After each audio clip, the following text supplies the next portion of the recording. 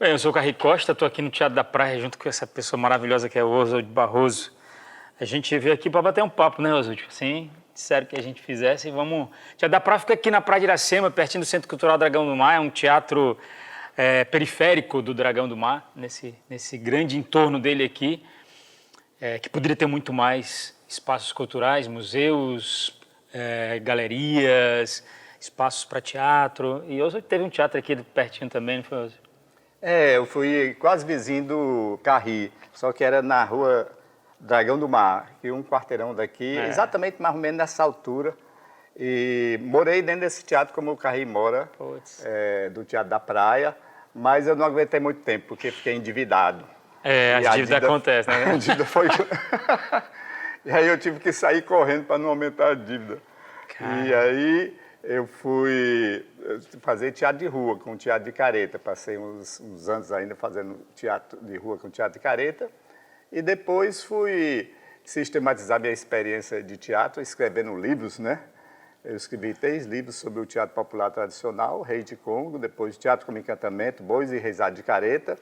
E agora estou com esse livro aqui, Máscaras, do teatro ritual ao teatro brincante, que é a minha teoria do teatro baseado na prática teatral do povo nordestino, particularmente do cearense. Então, isso aqui eu completo meu ciclo, meu compromisso com o teatro. Também fui dramaturgo, tenho 23 textos de teatro no meu site, oswaldobarroso.com, né? E olha que eu sou vendedor de livro, por isso que hoje eu sou propagandista, eu saio por aí vendendo livro direto. Minha profissão hoje é essa, vender livro para publicar os novos livros. Mas é bacana, né, Elza? Eu sou um grande apreciador do teu trabalho, assim, muito mesmo, porque essa figura icônica do nosso estado, assim, ele também me influenciou um bocadinho, assim, porque eu comecei a fazer teatro de rua, né? Comecei com a Trupe Acaba de Chegar, com o espetáculo Quem Matou Zefinha, e durante 13 anos eu fiz teatro de rua, uma experiência muito bacana para a antiga Fundação Cultural, junto com alguns atores sobre temas bem sociais, como saúde, o projeto era Saúde e a Cultura. Foram 13 anos fazendo teatro em toda a região periférica da cidade de Fortaleza, em todos os bairros que tinham aqui, em ocupações, em todo lugar. A gente ia falar sobre essas temáticas de saúde, que era importante, que ainda é importante. E, assim, nada melhor para um ator, para um artista, do que esse contracenar no meio da população, que esteja ou não preparada para aquilo, né? E, assim, as respostas sempre foram muito surpreendentes e de uma certa forma, populares, né? Se a gente não falasse a linguagem deles, se a gente não buscasse essa identidade através da encenação, da verborragia, a gente não alcançava, né? Então, assim, para isso a gente tem que se munir de uma literatura de alguém que tem essa experiência e que tem essa visão, que você tem, né? Que é muito bacana. A forma como você descobre para nós, porque você já descobriu, mas como você descobre para nós, a cultura popular, a musicalidade, né, o tom da voz, a brincadeira da encenação, putz, pra gente além de nos reforçar a nossa cearensidade, nos universaliza, pô. O Carri é o exemplo do ator brincante. O que ele faz é teatro brincante. Mesmo dentro desse teatro aqui, ele contracena com a plateia, ele joga, ele brinca, ele improvisa. Então, ele está dentro exatamente da categoria de teatro brincante, que é aquele teatro onde você joga, você é o personagem, mas está fora dele. É como se fosse um atacante da seleção de um time, né? Ele é atacante, mas ele não deixa de ser o Neymar, o Romário, o Pelé, ou seja, quem for, né? E então ele está dentro do personagem, mas está fora, está brincando com aquele personagem, brincando com a plateia. Então, o Carri é esse personagem. Eu conheci ele lá se eu não me engano, foi no Teatro Zé de Alencar, nos cursos lá ainda da década de 90, no começo, exatamente. 89, 90, por aí foi que eu conheci o Carri. E ele já era esse ator brincante. Então, o ator que eu mais admiro é um ator como o Carri. Que é uma bacana, que brinca de fazer teatro. Essa história de você brincar é de um profissionalismo, é de uma responsabilidade muito grande. Você ser um brincante. Você, de repente, você estabelece um vínculo com a plateia de muita responsabilidade. Porque muitas vezes, hoje, quando a gente trabalha comédia e quando a gente se coloca enquanto Estado propulsor disso, da comédia, dessa brincadeira, a gente comete um erro a nível de poder público, de diretrizes públicas até, né, de políticas públicas, da não compreensão dessa brincadeira, sabe, popular. E aí a gente comercializa, torna-se uma coisa absolutamente comercial, capital, e aí corrompe tudo. Porque, por exemplo, um exemplo que eu quero dar aqui é quando a gente sai com os nossos espetáculos, as pessoas sempre acham que a nossa intervenção, entre aspas, para com a plateia seria algo aviltante ou algo pejorativo, e não, sabe? É uma coisa empática. Eu não posso fazer essa brincadeira se eu não tiver empatia com o público, sabe? Então isso é maravilhoso. E isso os brincantes têm muito, né? A cultura popular tem muito. Se você não tiver no coração dela, da plateia, e a plateia no seu coração, se não houvesse identidade profunda. Por isso que os grandes atores brincantes são pessoas que conhecem profundamente a alma popular. A alma popular. Para sintonizar com ela e saber... Porque tem coisas que são fixas, né? Que você está fazendo aquele personagem tem determinadas características, tem determinada ação e tem um roteiro, não é? Mas a partir disso...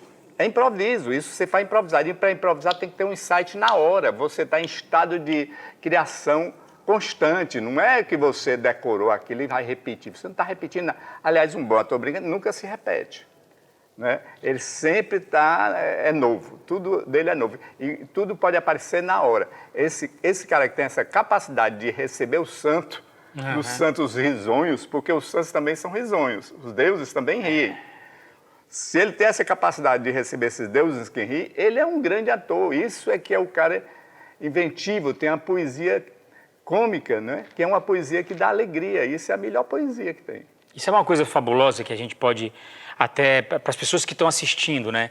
Às vezes se coloca muito o artista ou o ator em determinado patamar, principalmente o mercado, esse mercado fuleiragem, cruel, safado, ele quer colocar ator em patamar de ídolo, né? E isso é uma coisa terrível, porque o que a gente vê hoje em toda uma cidade como Fortaleza, região metropolitana, sempre houve, sempre vai haver os grupos de quadrilha junina, os grupos de igreja que fazem encenações de teatro, a região periférica da cidade de Fortaleza, os bairros de Fortaleza estão recheados de cultura popular, recheado de artistas, isso é que a gente tem que, sabe, deixar claro e deixar forte e firme nisso tudo. E que políticas públicas cheguem até eles, para estabelecer não uma forma, sabe, quadrada de como fazer o teatro, ou como ser artista, ou como ser famoso, mas não, uma forma de entendimento da sua sensibilidade, da sua força poética, que é brincar, que é jogar com a plateia isso. Exato. Essa coisa é muito interessante, porque o ator comercial, o ator do mercado, o ator que está atrás de ganhar dinheiro, a relação dele com a máscara é aqui. A máscara é aqui, ele é o principal. A máscara, o personagem, é secundário. Ele é mais um cara que se exibe do que um cara que está a serviço do teatro. Ele está a serviço do seu ego, é um ego muito inflado. E aí ele fala fino, fala grosso, faz ligeiro, eu tenho muita técnica, mas o coração dele é miado, né? Mincho, é seco. Então, já um ator brincante, não, ele se vê de fora. O centro é a brincadeira, é o jogo e a bola. A bola está entre um jogador e outro, né? E a plateia. E a plateia não acompanha o jogador, a plateia acompanha a bola. Tem que entender isso. Por mais famoso que o jogador seja, a plateia acompanha a bola. E a bola é esse jogo, exatamente esse encontro, essa comunicação entre os jogadores. E aí, isso é importantíssimo. E esse negócio de política pública, que é aquele pai...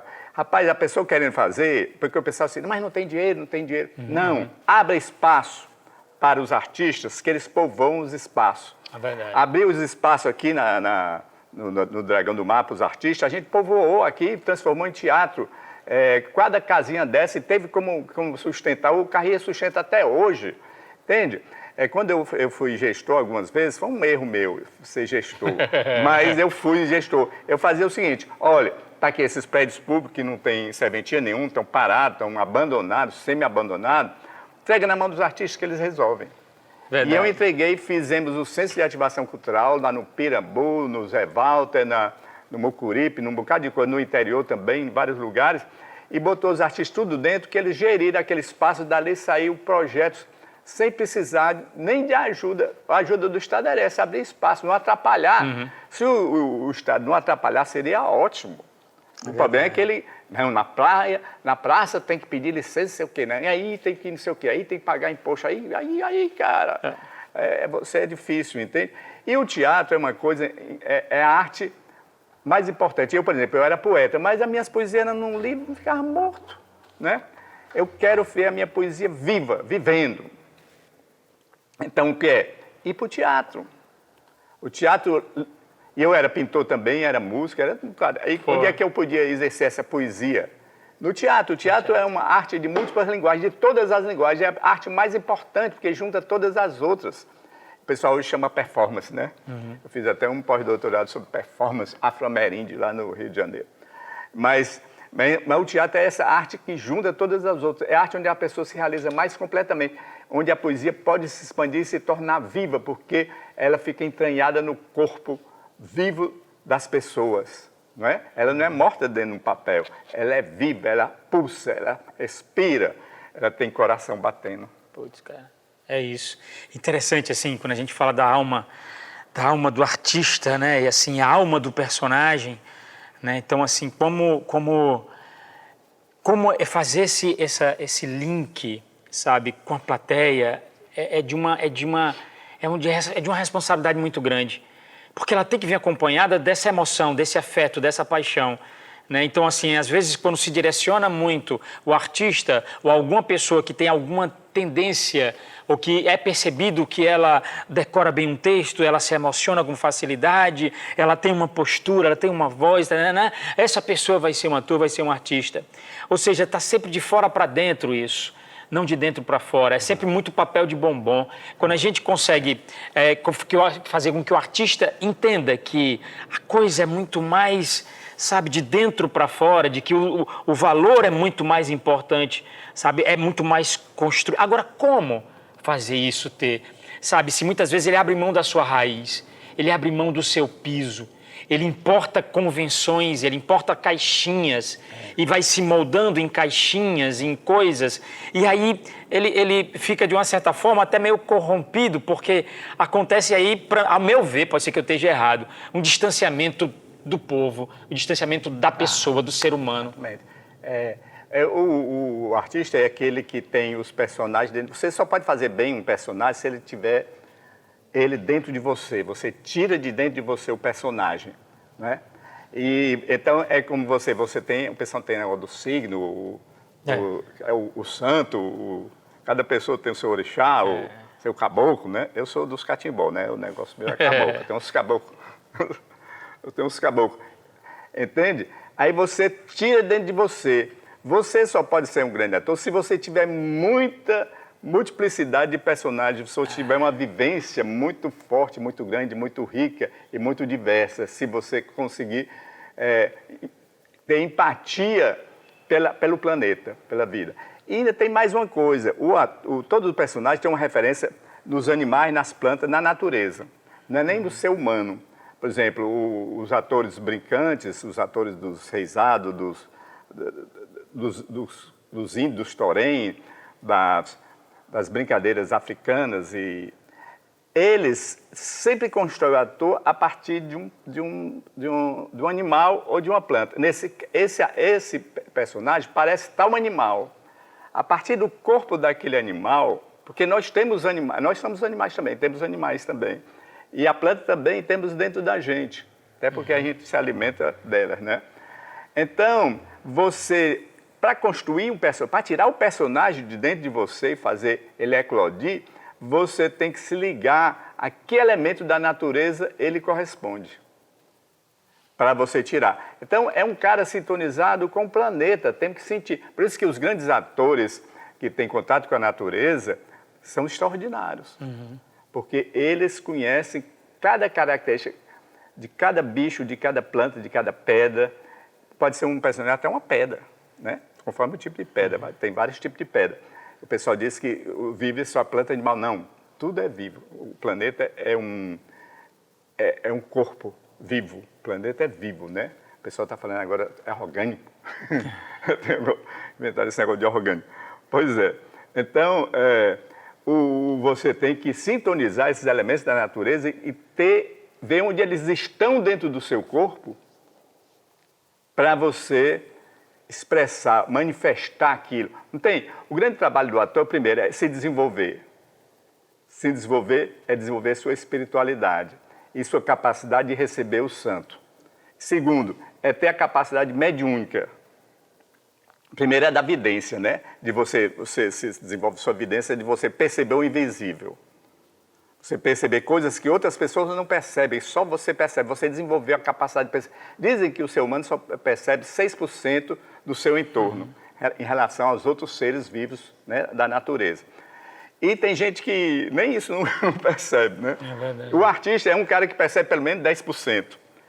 Isso é o fenômeno da vidência, né? Da vidência. Quem é do catimbó e da Umbanda sabe o que é vidência. E tem o outro, é a mediunidade, é você dialogar com esse visível. Dialogar com essas entidades que tem no outro. Entende? Dialogar com os deuses. Por isso que o teatro ritual é um teatro que dialoga com os espíritos, né? Com os espíritos dos deuses. Sabe o que eu falo? Desculpa eu atrapalhar, mas sabe a minha maior dificuldade quando eu estava começando a fazer teatro? Eu venho de teatro de bairro.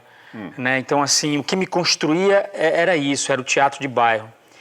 E eu relutei muito, assim, aliás, eu relutei não, eu praticamente, eu estabeleci que eu jamais iria romper com esse formato e com essa sensibilidade que o teatro de bairro me untou, sabe, assim, porque ele foi realmente uma espécie de adubagem que me muniu de uma responsabilidade muito grande, de uma compreensão muito grande e dessa sensibilidade de que eu teria que ter, seja na minha dramaturgia, seja na minha forma de encenar ou de criar uma persona, de criar um personagem, de tipificar esse personagem, ele tinha que ter uma humanidade basicamente ligada à periferia, uma humanidade periférica, né, com todas as dificuldades, seja linguísticas, seja cognitivas até, né, mas eu precisaria ter isso, eu precisava ser isso no teatro.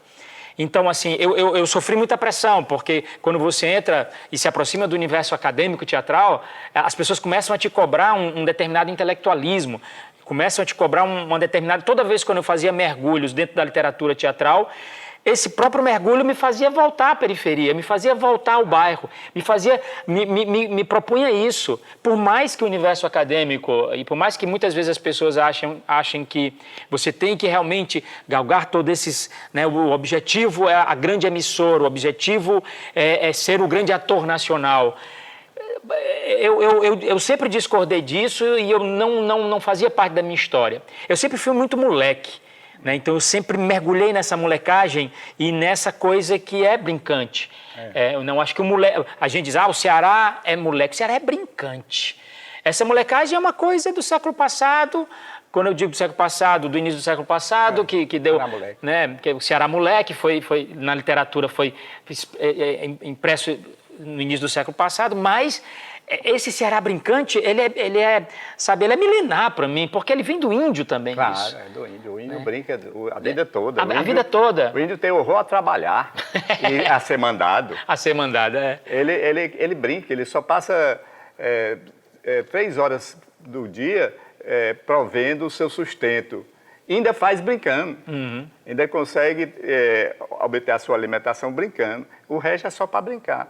Então, esse negócio que o Carri disse, eu nunca fiz... só fiz um pós-doutorado em teatro, mas mesmo assim foi da performance afro-ameríndia. mas eu nunca estudei teatro na academia. Eu sou da academia, eu sou professor, fiz todos os cursos possíveis e imaginários na academia, até gestão em teatro. Mas eu aprendi foi fora. Porque na academia você matematiza tudo, até o teatro. O texto de teatro tem que começar assim, fazer assim. É como se fosse uma tese. Tal momento tem que ir aqui? Tá, o momento não sei o quê, tem o auge, não sei o quê, o clímax, tem o não sei o quê, a contradição, depois volta no não sei o quê. É a mesma estrutura da tese, é uma estrutura matemática, aristotélica, descartiana, do racionalismo positivista, ultrapassado. E a ciência já ultrapassou essa estrutura do conflito e depois se resolve o conflito. Tudo se resolve, né? Felizes para sempre, terminar sempre. Aí, a ciência já passou isso, mas quem na academia ainda está nessa época dessa ciência da física mecânica. Não chegou na física quântica, entende? Não chegou no mundo da microfísica, que se encontra com os saberes mítico, mágico, anímico, que é do artista, entende? E a ciência já chegou. Então a gente precisa, na arte, chegar nisso e romper com esse negócio da academia e dessa matematização do mundo que a academia faz, padronização. Isso é a causa da industrialização. A industrialização destruiu o planeta. Tem que desindustrializar o mundo. Então, e que trabalha com essas coisas padronizadas e fragmentadas. Toda peça tem que ser assim, todo ator tem que ter essa formação, é tudo igual. Aí faz umas pessoas que são mais máquinas do que gente, entende? Tem o meu filho estuda agora no colégio, assim, ele tem que resolver esse exercício, ver em quanto tempo ele resolve os exercícios, tem que se resolver bem ligeiro. Eu digo, cara, estão transformando o menino tudo em máquina. Então essa academia, essa educação formal, é a educação para transformar as pessoas em máquinas, a serviço da produção industrial dos grandes industriais, né? Das grandes multinacionais que têm o dinheiro na mão. O teatro é o antítese, é contra isso. O teatro é livre, tem todas as estruturas que queiram ter, tem todas as formas que queiram ter, é no terreiro, é dentro do banheiro, em todo canto, tudo, não é? A vida é meio teatro, porque a pessoa usa uma máscara pública, social, né? Mas é bom que usar explicitamente. Olha, eu estou agora sendo aqui um entrevistado aqui nesse programa aqui, e aí eu tenho que falar assim, né? Exatamente. Mas a internet meio que desconstrói um bocado isso, né? Ou seja, por um lado ela também desconstrói um pouco essa história, e é interessante isso. Assim, quando ela não adere ao mercado, né? Porque tem gente que, eu quero entrar na internet para poder eu ter os milhões necessários, né? E há aqueles que entenderam realmente a função disso, né? De nos aproximar para sermos a diferença, não o igual, sabe? Não o padrãozinho, não o encaixotado, né? E isso é legal. O Teatro da Praia ele tem muito disso, sabe? Aqui na Praia de Iracema. Os meus espetáculos e a gente em cartaz aqui, a gente está há 26 anos aqui. 26 anos nesse espaço, né? É uma vida, é uma história, né? Durante 20 anos a gente fez um festival e a gente trazia para cá, para o Teatro da Praia, todas as espécies de ideias, inventividades cênicas que poderia se ter. Então, no nosso festival de esquetes, então, nesses 20 anos que teve esse festival de esquete, eu vi tudo que você queria e poderia ver a nível de teatro. A diversidade acontecendo, o plural acontecendo. E o Teatro da Praia é um bocado isso também aqui. Esse espaço ele tem muito disso. E ele é um espaço da cidade para a cidade. Ele nunca foi o espaço do Carri, nem para o Carri, nem para as comédias do Carri, nem para o espaço onde o Carri passa a ter uma estabilidade financeira, muito pelo contrário. O Teatro da Praia jamais vai ser mercado, nunca vai ser mercado. Nenhum teatro aqui de companhia de teatro da cidade de Fortaleza, ele vai ter essa possibilidade de alguma vez dar lucro. Não tem como, sabe? Então a gente abre um espaço que é um antigo armazém na antiga zona portuária da cidade de Fortaleza, nas beiradas do Dragão do Mar, não tem ar-condicionado, a cadeira é plástica e as pessoas vêm para cá para ver teatro, né? Ricardo Guilherme teve semana passada aqui, passou um mês em cartaz aqui com Frei Tito, e um público maravilhoso, vindo aqui assistir, mesmo sabendo que a gente não tem ar-condicionado. Mas o que eu quero dizer com tudo isso? Eu quero dizer que a gente aqui é resistência também, até nesse formato, até na tentativa de fazer, quebrando um pouquinho o meu raciocínio, mas volto para ele já já. Agora, quando eu fiz a série lá do Cine Hollywood, as pessoas passaram a me cobrar uma coisa que não era minha, né? Que era exatamente esse encaixotamento, de que agora minha carreira vai desandar, agora eu vou ser famoso, agora não sei o quê. Caraca, velho, o pessoal não viu 37 anos fazendo teatro sem sair daqui da cidade de Fortaleza. Quando é que você vai se mudar para o Rio? Nunca! Agora você vai ser de Hollywood. Agora você vai... Percebe? Então, assim, é essa compreensão de espaço, de lugar, esse pertencimento, cara. Fortaleza me pertence e eu pertenço a essa cidade. O Ceará me pertence e eu pertenço ao Ceará. Eu conheço todos os municípios do Ceará, sem exceção de nenhum. Quase todos os distritos, muitos sítios, muitas vilas. Fiz viagens, 300 mil viagens, entrevistei umas milhares de pessoas, gravei e aprendi com esse pessoal. Em teatro eu trabalhei 20 anos com Grita, né, de 73 a 93. Era um grupo independente de teatro amador, não estava dizendo independente, era contra o teatrão, né? E vivia nas periferias, nos terreiros, nos lugares, em todo lugar do mundo, né? O Grita. E depois, mas era um teatro político, porque era no tempo da ditadura, então era um teatro muito marcado pelo viés político, né? A máscara era assim como se fosse um cartaz, né? Não era jogo, era mais cartaz, né? Era narrativa e cartaz. E depois, quando as coisas melhoraram um pouco, a gente pensou que tinha melhorado, né? Aí vamos brincar, né? Aí eu comprei de Brincantes Boca Rica em 95, foi até 2005. No começo não tinha espaço, era em qualquer lugar, nos terreiros, né? Depois foi aqui no teatro da Boca Rica, onde a gente teve mais sedimentação, mais oportunidade de sedimentar, de viver de teatro, de viver completamente dentro do teatro e literalmente no teatro. E aí também era desse jeito, esse negócio, tinha show era o pessoal do rap, hip hop, era o pessoal fazia um barulho danado, tinha a dona baiana que morava vizinho. E eu, quando tinha um show assim, muito prolongado, eu ficava andando na rua ali, no bar do Avião, né, do seu Manel ali, até hoje eu sou amigo dele. Então, era uma vida dedicada à poesia, ao teatro. E como diz o Amiadá, eu nunca vendi minha arte, como o Carri estava dizendo aqui também.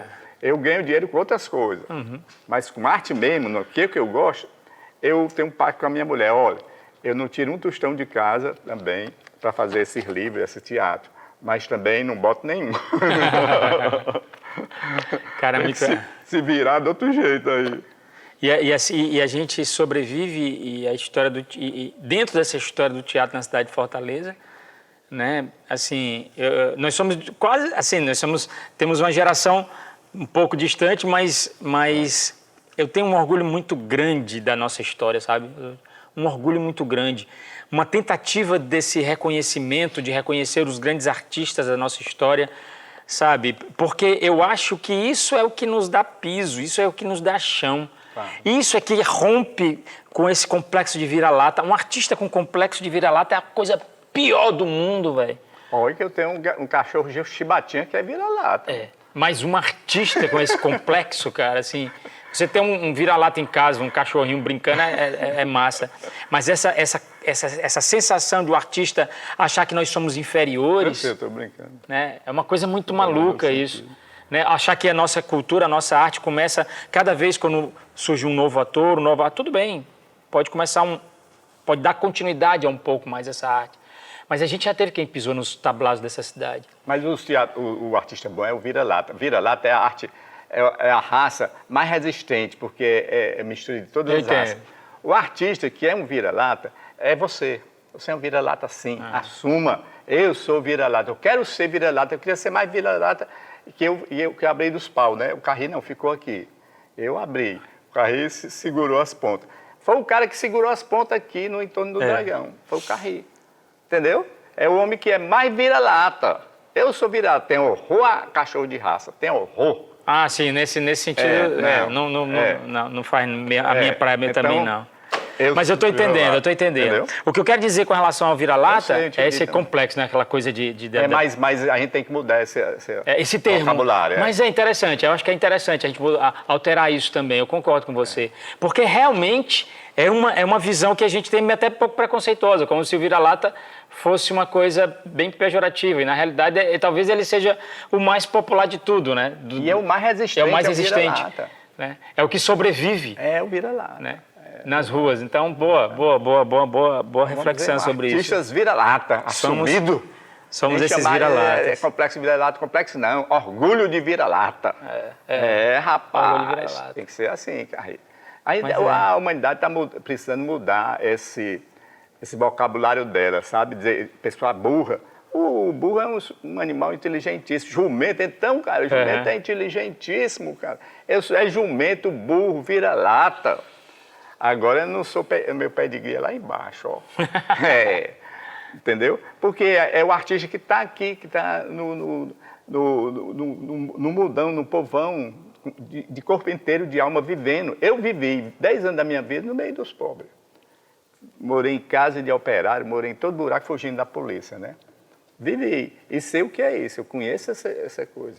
Por isso, quando o pessoal por aí, no estrangeiro, eu não quero saber alguém que repete eles, não. Eu quero saber pessoas diversas, diferentes, que tragam coisas que eles nunca viram. Né? Para ampliar o repertório dele. Agora, a gente ser o repetidor do repetidor do repetidor, a cópia da cópia, sempre vai ser uma cópia fuleiragem. E nada melhor do que a gente beber daquilo que a gente está mais próximo da gente, né? Que é a nossa cultura. Né? Então, assim, quando eu entro na literatura do Quintino Cunha e começo a perceber o quanto ele era, dentro da sua literatura, um piadista, sabe? Um contestador, né? Um que é angular. Quando eu digo angular, sim, você achava que ele estava indo num caminho e de repente ele quebrava, ele dobrava, ele surpreendia com o rompimento, né? Das convenções, né? Daquilo que era mais convencional. Então, assim, aí você tem o Leonardo Mota, aí você tem Antônio Salles, aí você tem uma padaria espiritual, né? Você tem uma literatura que te dá esse dorso, que te dá essa... Né? Então, por que não beber disso? Por que não se alimentar disso? Né? Então, eu acho que a minha molecagem, a minha brincadeira, ela é muito disso. Eu bebo muito disso. E daquilo que me construiu correndo no meio da rua com as alpergatas no punho, né? Brincando de bilha e soltando a raia. O que falta para as crianças fabricando em cerol, entendeu? Então, assim, eu acho que isso nos dá também essa força interior muito grande. Essa capacidade até de, num futuro próximo, até quando você se deparar com uma coisa mais complexa, com um entendimento mais acadêmico, você perceber que você, sabe, pisou num terreno, sabe, vivo. Rapaz, se você for para esse pensamento acadêmico, você vai ter uma decepção terrível. Né? O cara fala difícil, no fim, você troca em meia dúzia de palavras e pronto. Às vezes é só vendendo, o cara inventou não sei o quê, a realidade, a modernidade líquida, o outro inventou a modernidade não sei o quê. Entende? São rótulos para se vender as coisas, para se vender o coisa. Então, e o meu rótulo é assim, Menino Amarelo, meu primeiro livro. Por que era Menino Amarelo? Porque comia barro, por isso que eu sou barroso. Comia barro, Menino Amarelo do Buchão, amarelo empambado. Amarelo assim, porque andava nessa rua aí, como você está dizendo assim. E lá em casa tinha um monte de barro, os meninos tinham falta de ferro e comia barro para compensar a falta de ferro, entende? Aí depois o risco vermelho, o risco que a gente correu e corre hoje, né? Hoje muitos atores, muitos já estão perseguidos, proibidos, muitos professores, E a gente, quando for ser contestador, não tem que fazer... Por exemplo, eu dou aula agora no curso de filosofia, no curso de música, e estou dando filosofia também da UES.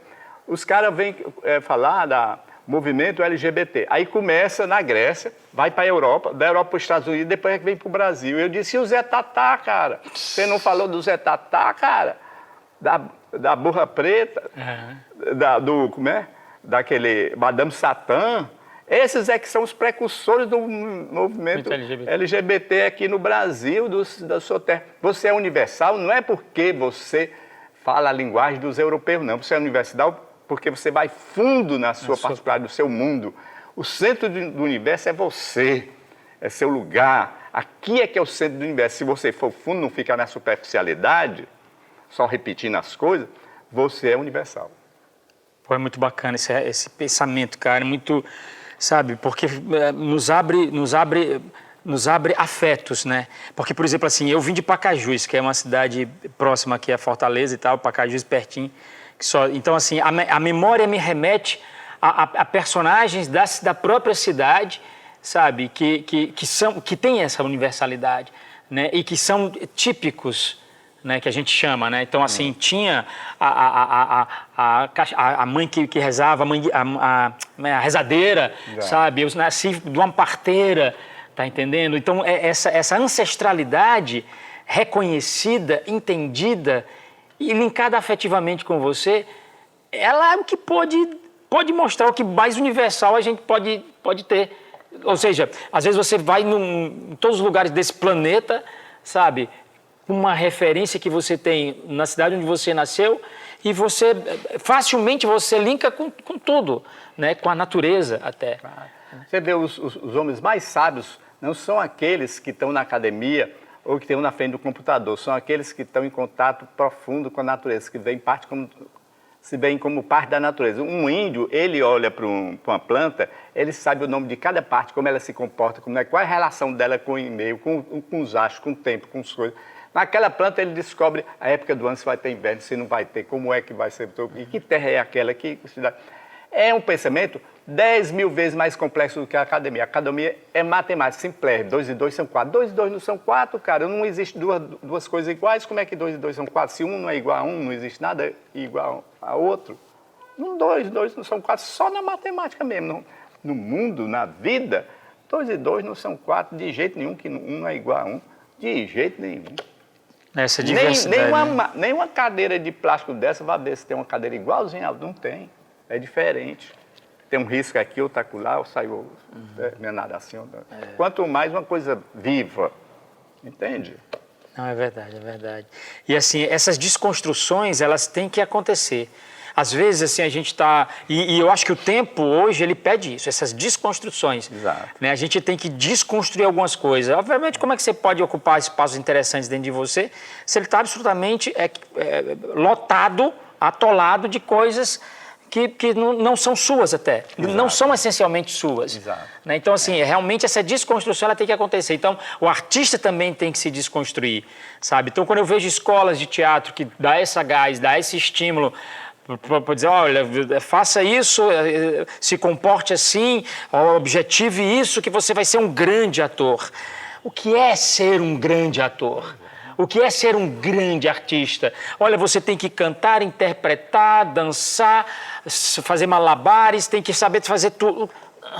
Tem que saber tudo, você tem que saber sentir tudo. Você tem que sentir tudo. Não saber fazer tudo, para mim. O grande artista... Ele tira, é o cara que se desenvolveu espiritualmente e sabe manifestar. No geral, o artista comercial, ele é sempre ele. Porque o ego dele é tão inflado que ele nunca consegue ser o outro. Ele sempre é ele, fazendo de conta que é o outro. Aí vem a mentira, né? Aí vem a mentira. E quem tem sensibilidade, pede logo, esse cara está mentindo. Eu não acredito nesse cara não é ele. Entende? Aí o que acontece? Não é o personagem. Você sai do personagem. Por exemplo, um cara quando se incorpora, uma mãe de santo, ela não é mais ela. Entende? Ela é aquele espírito, é a manifestação daquele espírito. O bom ator é esse. Ou então, pelo menos, brincar. É isso que eu Mas brincar não é fazer de conta que está jogando, não. É jogar de verdade. Verdade. Né? Fazendo conta é negócio de enrolado. Só se ele ganhou dinheiro para jogar e fazer um gol contra, né? Aí tá certo. E é fabuloso isso, porque o que acontece uma coisa muito, muito interessante, porque, por exemplo, assim, quando a mentira é estabelecida, essa mentira, você praticamente está empurrando o público na cadeira e o público fica lá. Quando a verdade se estabelece, porque existe a incorporação, né, é como se o público vem assim, ó.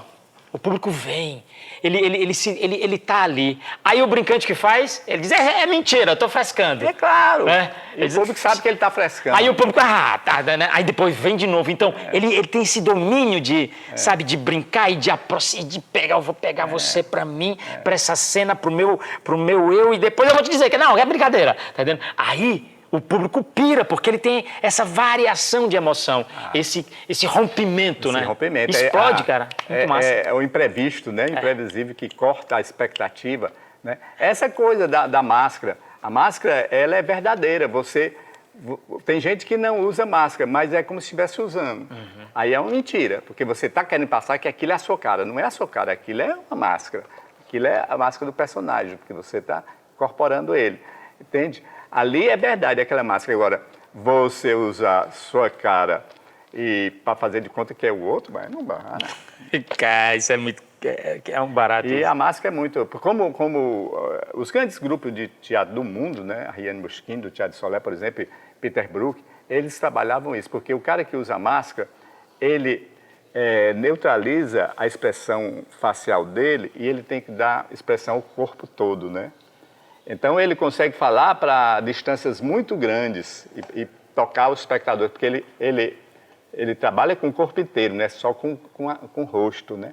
E quando você tira a máscara, mesmo se você usar seu rosto, você já está expandido, com o corpo expandido, um corpo expressivo, forte, grande, falando com o corpo inteiro, não só com a boca.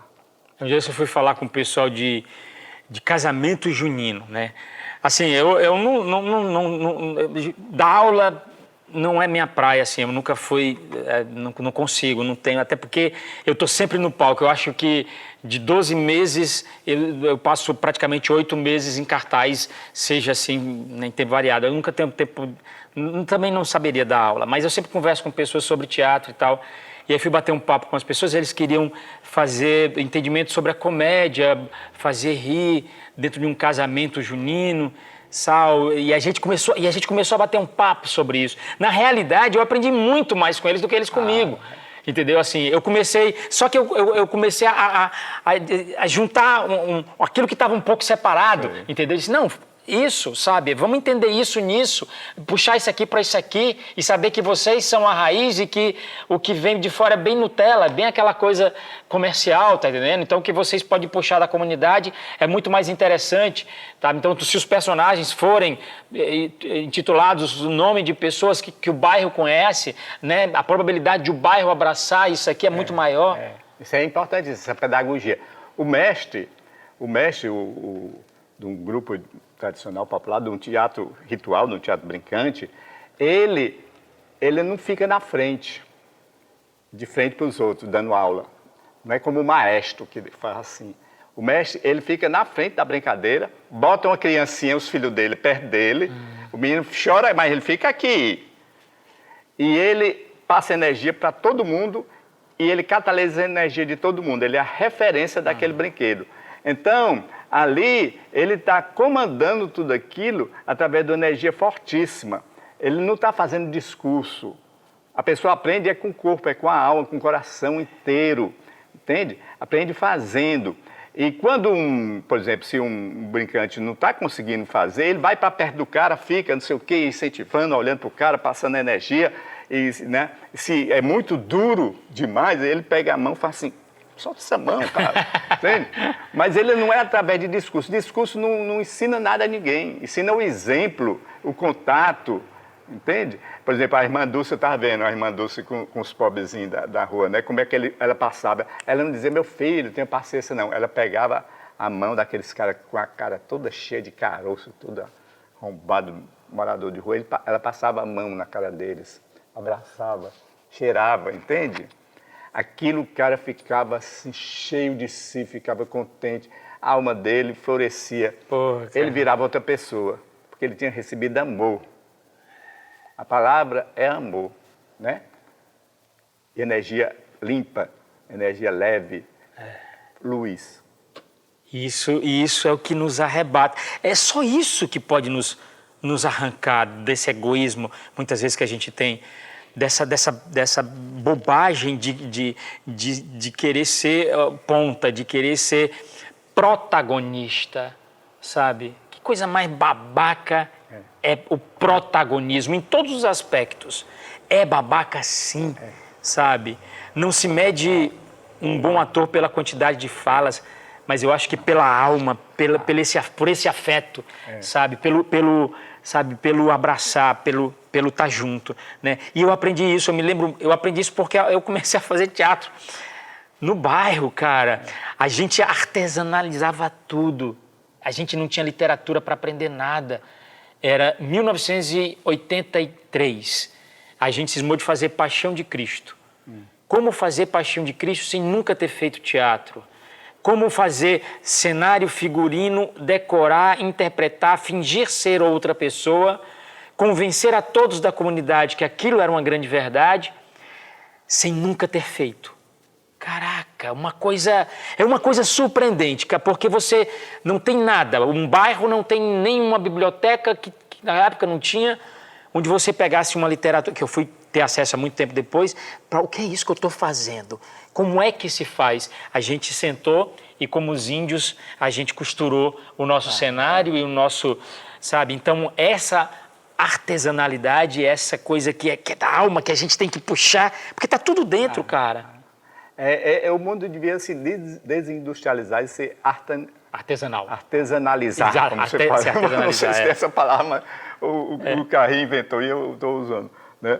Porque exatamente aquele objeto, aquela roupa, reflete a alma da pessoa. Por exemplo, uma rabeca. Uma rabeca é um violino não padronizado.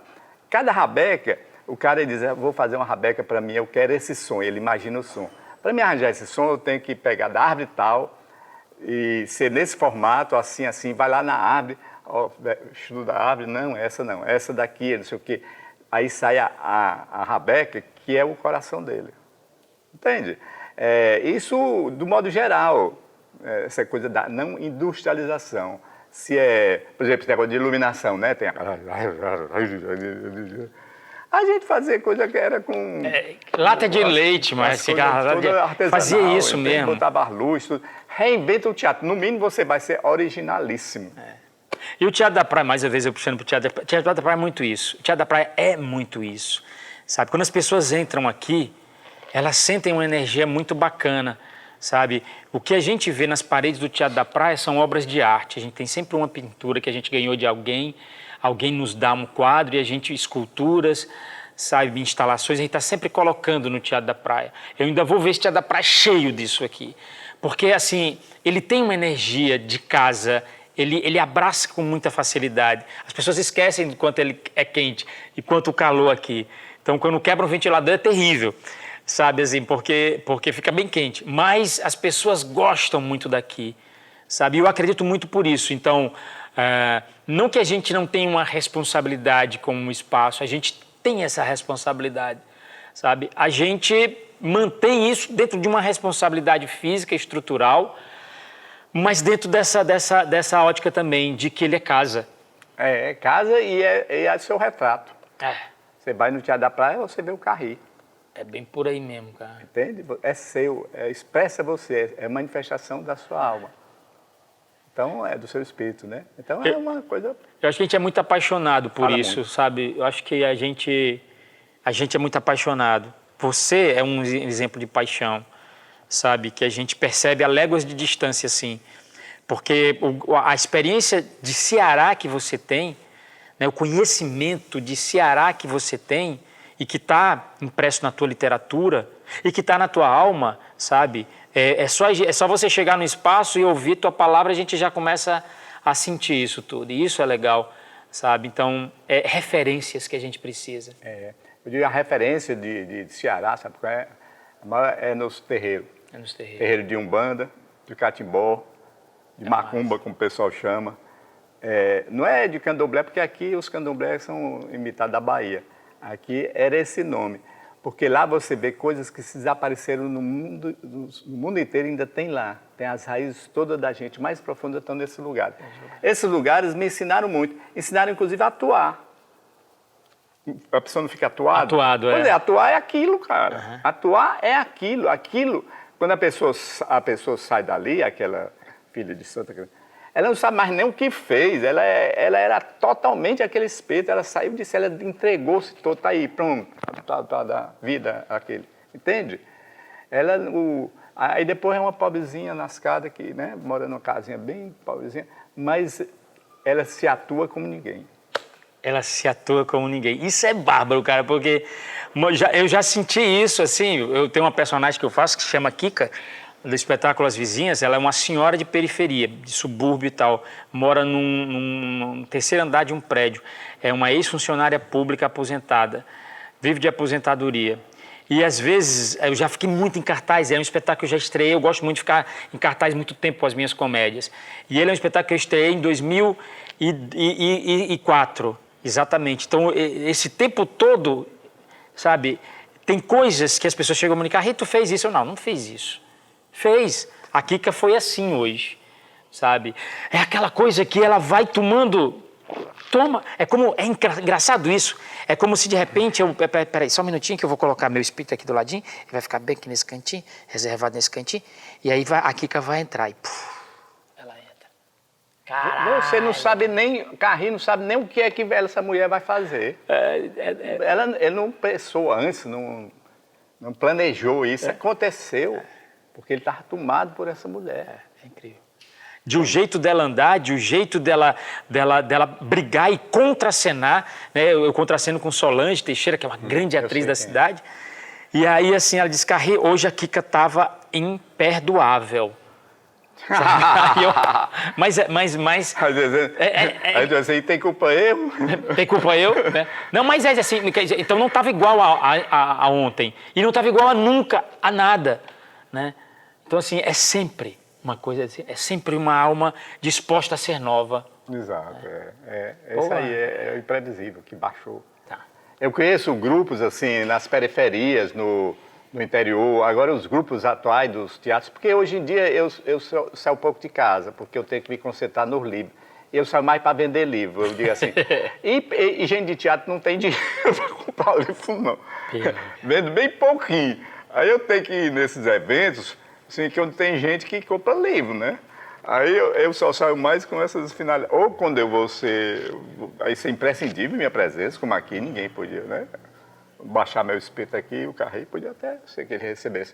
Mas eu não saio muito. Então, eu tô assim... Eu vejo pelo Facebook, pela internet, as coisas do coisa. Mas eu não vou mais muito a teatro. Vou uns poucos. Só quando a pessoa me chama, assim, com muita insistência e tal. Mas eu não vou mais muito. Então, o Carrinho, ele sabe falar mais do que eu. Eu sei que, no interior, os grupos de reisado, de boi, de coisa, estão tudo em cima, estão tudo... Eu fui na Cariri agora, no Cariri eu vou mais, né?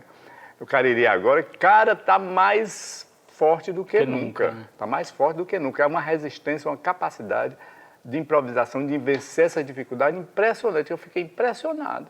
É bárbaro, isso eu também acompanho isso pela mídia mesmo, né? Como está crescendo no interior do estado, na região do Cariri, né? Então, assim, os mestres, né? Então, assim, isso é uma coisa interessante, o estímulo a isso, né? Tem a Dani de Jade lá, Dani de Jade, danado lá, né? É legal. Aqui em Fortaleza, na capital, eu ainda acho assim, é indiscutível que o público tem caído desesperadamente, a plateia tem ido pouquíssimo aos teatros, então, assim... tem algumas coisas que a gente tem, algumas reflexões que a gente tem que fazer, né? Que as companhias de teatro têm que fazer, que até os próprios estímulos das políticas públicas também têm que fazer, têm que pensar, têm que refletir. Essa questão de fazer teatro para a classe ou para a cidade, entendeu? Você tem que... E aí, como é que você faz isso? Eu acho que a cidade se... Por que a cidade se distancia? Por que o público está tão longe do fazer teatral? Né? A gente percebe isso, o esvaziamento dos teatros. Então, agora já tem, na cidade de Fortaleza você tem grandes teatros bem comerciais, que são os teatros do shopping. As pessoas preferem ter essa opção porque tem uma praticidade maior, tem uma comodidade maior, mas o teatro não é para pessoas também que gostam só dessas comodidades. O teatro de Fortaleza tem que ser para a cidade, para Fortaleza. Então a gente tem que pensar, tem que discutir, tem que repensar alguns formatos. No caso, por exemplo, a gente tem uma TV pública que não dá a publicidade devida à cultura local, à cultura teatral local. Quero especificar bem. E eu acredito que o público não vai para aquilo que não sabe que está acontecendo. Então, assim, as pessoas ficarem somente dependendo da internet, do Facebook, do Insta, desses recursos para divulgar os seus trabalhos, eu acho que por mais que o alcance dele seja fenomenal, seja bem legal. A gente precisa dos meios convencionais para chegar até a população. Todos os meios ainda são poucos. Mas Carri, esses meios não atingem mais as pessoas. Eu não assisto televisão há muito tempo e nem leio, nem compro jornal. Eu tenho as notícias, chega na hora, eu recebo logo, é tudo repetido para mim. E outra coisa, assim, isso aí é verdade, essa questão do público. Antigamente não é só de teatro, não, de qualquer acontecimento, de lançamento de livro, de tudo. Eu ainda tenho muita sorte que eu boto assim, tenho 5 mil amigos no Facebook. Eu todo dia boto convite, não sei o quê, no fim consigo umas 100 pessoas aí vendo porção de livro, vendo muito livro, vendi muito agora na Bienal. Mas, antigamente, quando tinha 100 pessoas numa peça, era pouco. O Grita é acostumado a fazer para 200, 250, entende? Hoje em dia, se vai 20, a pessoa já acha que foi bom, cara. Então, o problema é que a vida pública atrofiou na cidade. As pessoas vivem com medo, dentro, fechada. Em vez de estar os bandidos presos, né? Você está preso em casa. A população é que está presa, entende? Você tem medo de andar na rua, as praças não são mais povoadas de gente. É rara uma praça que é povoada de gente. Eu conheço umas 2 no bairro de Fátima que tem gente, é um fenômeno. Mas isso... Então, como é que você vai fazer no teatro de rua se não tem ninguém na rua? Entende? Então, é um problema que não é do teatro, é um problema da cidade. É preciso vida comunitária. Lá no Cariri, naqueles sítios, ainda tem vida comunitária, por isso que resiste. Mas se houvesse o agronegócio que acabasse com aquelas comunidades e botasse só soja ou gado, acabava o reisado. É o que está acontecendo em muitos lugares do Brasil. Acabando a vida cultural, porque cultura é cultivo e cultuar, né? Cultivar é tornar a natureza mais rica. Se a natureza fica mais pobre, nós somos parte da natureza, ficamos mais pobres, nós somos mais pobres. O Brasil está mais pobre culturalmente, né? Não só de espécies naturais e culturais, artísticas, diminuiu, a diversidade diminuiu. Nós somos mais pobres culturalmente. Então, isso reflete no teatro. Agora, para mudar isso, o teatro pode lutar para mudar isso. Que eu acho que é a única possibilidade. O teatro, a poesia, do modo geral, né? As artes. E como a gente fazer isso? Aí tem que fazer. Essa reflexão tem que ser mesmo feita. do cangaço. Mudando. Olha, Mas não é o negócio da porrada, não. O cangaço é a Irmã Dulce. A Irmã Dulce, eu fiquei apaixonado por essa Irmã Dulce. Ela saía no meio de todos os bandidos mais violentos, não sei o quê. Ela é tão mansa, tão boa, doce, né? Que até os bandidos ficavam calmos na frente dela. Aí eu penso assim, aí vou fazer uma provocações que é interessante, né? Então, assim, nós temos já detectamos essa problemática, é real isso, né? Então, está difícil tirar as pessoas de casa para a arte, né? Para tudo, mas para a arte principalmente, né? Ela abre mão da arte com muito mais facilidade do que qualquer outra coisa, ela abre mão de ir. Com mais facilidade do que, por exemplo, ela sai de casa para ir para um evento dentro de uma Arena Castelão, vai. De um jogo de futebol, vai. Né? São 40 mil pessoas dentro de assistindo. Né? Então, assim, aí o que eu vejo? Né? Eu vejo que a gente tem... Como é que eu sendo claro assim? Eu não posso querer convidar alguém para o teatro falando em inglês... Entendeu? Aí eu fui pro extremo, pequei, fui pro extremo. Eu tenho que falar para as pessoas o porquê que é interessante ir ao teatro. Como é que eu vou mobilizar alguém para sair de casa e gastar de ônibus, aí vai e paga um teatro mínimo mais paga, então ela vai sair de casa numa noite para gastar 30 reais, no máximo, porque ela vai merendar, né? Então, assim, putz, como é que eu vou fazer isso? Como é que eu vou chacoalhar alguém? Não, sai, vamos ver isso aqui, vamos ver a emoção ao vivo, vamos ver sentimento ao vivo em vez de ser pela internet, né? Às vezes você passa horas com o dedinho vendo as pessoas caindo e você rindo da queda das pessoas. Quando eu caí é literalmente. Ou a pessoa deixa de fazer alguma coisa, cai, um cachorro corre atrás de alguém e você... Né? Que tal você ver isso ao vivo? Sabe? Não a queda, mas a provocação do riso ou da emoção. A dificuldade maior é essa, e eu acho que aí vem o poder público, né? O poder público, ele tem que pensar isso. Ele tem que fazer esse resgate, sabe? Porque a gente paga para isso, a gente paga para a gente viver bem, a gente paga para a gente... É utópico isso, né? Fui para a utopia, a gente paga para a gente... O poder público, rapaz, não foi feito para isso, não. O poder público é um poder que foi feito para oprimir a gente. O poder público não vai salvar a gente, não. Não estou dizendo que ele vai salvar, mas eu estou dizendo que a gente tem que cobrar isso. Não espere pelo poder público, você tem que fazer. Você tem que fazer. O artista tem que estar onde o povo está. Onde é que o povo está? Vamos lá. Tu acha que eu vou para esse negócio todinho, distribuir o convite do meu livro, não sei o quê? É onde as pessoas estão. Eu vou lá e faço. Entende? Se é o que quer fazer uma peça, não sei o quê, vai distribuir os convites lá nessa peça, nesse lugar. Tem mais um problema do horário. Antigamente, o horário das peças era 9 e 10 horas da noite que começava. Agora tem que terminar às 9. 7h30 que a gente tem que começar no máximo. No máximo, 7h30. Entende? Até o lançamento de livro, o meu vai ser 5 horas da tarde. Porque se for mais tarde, o pessoal tem medo de ir, não vai. Entende? Então, as coisas mudaram, mas a gente tem que... Não é querer que as pessoas vão onde a gente está. A gente tem que ir onde as pessoas estão. É verdade, é verdade. Acho que tem que mobilizar muito, se mobilizar. Ter esse entendimento é interessante, falar a língua do povo, né, das pessoas, né, dentro do seu dia a dia, estar dentro do seu dia a dia, ter essas sensações, perceber também aquilo que o povo, de uma certa forma, não é conduzir, mas como é que ele pensa, ele se pensa naquela arte, ele se vê naquela arte. Né? Então, eu acho que é interessante. Eu bato muito nessa questão do poder público, até porque eu sou um brigão nisso aí e tal, porque eu acredito que, né, assim, a gente, de uma certa maneira, o governo tem, né, algumas obrigações, e às vezes a gente abre mão dessas obrigações, de fazer essas devidas cobranças. Às vezes a gente abre mão, mas a gente não deve. Mas eu concordo com você, a gente realmente tem que estar lá, tem que estar no meio das pessoas e tem que fazer lá, para poder reavivar essa sensação nelas do teatro, né, da verdade acontecendo. Sabe onde é que o povo está? No celular. O povo está no celular. Há um vício, todo mundo está aqui no celular. Você está aqui, ele está com o celular, eu estou com o outro. E a televisão, vocês que estão fazendo esse canal, estão nesse celular. Então vocês vão estar onde o povo está.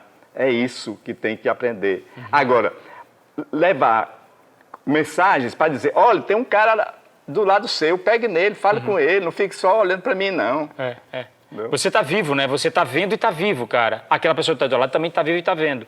Agora, assim, eu acho que sabe, é democrático pra cacete essa história, sabe? Né? O conteúdo que você pode passar, que é interessante que você passe, que é uma coisa que a gente tem que realmente pensar e tem que se repensar desde agora, quando não estou dizendo que começou agora isso, já tem muito tempo, mas o boom está muito maior, né? Então agora a gente qualificar o conteúdo, sabe? Qualificar. E como é que você qualifica o conteúdo? Às vezes, um exemplo muito claro, né? Tem pessoas que elas passam horas e horas vendo como é que alguém morre, né? Como é que alguém foi assassinado, um crime, entendeu? Assim, tem todo o direito de ver o que quiser, sabe? A partir do momento quando você posta aquilo insistentemente, será que você também não está fazendo uma espécie de culto à violência, cultuando a violência? Ao invés disso, você cultuar a inteligência, cultuar o questionamento. Espalhando energia ruim. Espalhando energia ruim, né? Então, assim, é muito mais interessante que, de uma certa forma, os conteúdos que vêm através da internet, eles sejam um reflexo daquilo que positive a vida do ser humano. Né?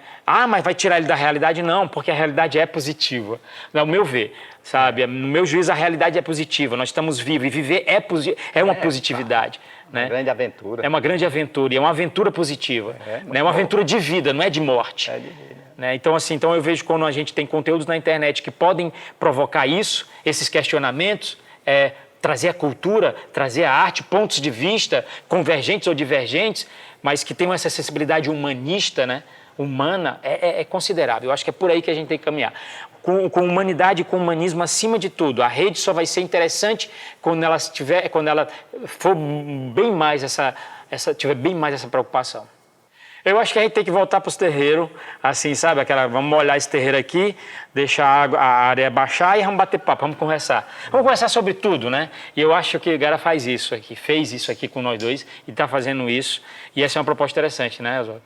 Isso aqui é importante porque só foi possível com o contato pessoal.